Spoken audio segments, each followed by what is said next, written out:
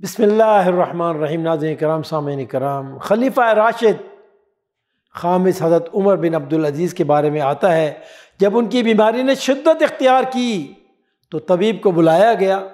اس نے معائنہ کرنے کے بعد کہا میرے خیال کے مطابق امیر المومنین کو زہر دیا گیا ہے، اور یہ زہر ایسا ہے جو انہیں موت کے منہ تک لے جا سکتا ہے۔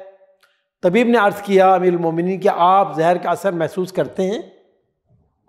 فرمایا ہاں، میں تو تب ہی سے جان گیا تھا جب یہ میرے جسم میں داخل ہوا تھا۔ طبیب نے کہا آپ کو علاج کروانے میں بالکل تاخیر نہیں کرنی چاہیے۔ جب ان کی وفات کا وقت قریب ہوا تو وہ رونے لگے، ان سے رونے کا سبب پوچھا گیا اور کہا گیا کہ آپ مت روئیں بلکہ خوش ہو جائیں، کیونکہ اللہ تعالیٰ نے آپ کے ذریعے سنت رسول صلی اللہ علیہ وسلم کو زندہ کیا ہے۔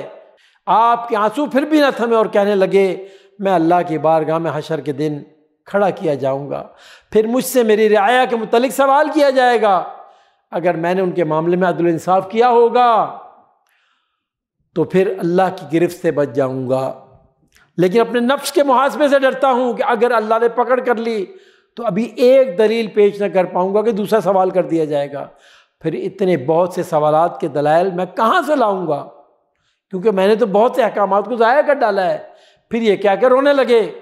آپ کا یہ کہنا دراصل عاجزی اور انکساری کے سبب تھا، ورنہ اپنے دور حکومت میں انہوں نے کاروبار سلطنت کو اس طریقے سے اسلامی بنیادوں پر استوار کیا کہ لوگ انہیں عمر ثانی کے لقب سے یاد کرنے لگے تھے۔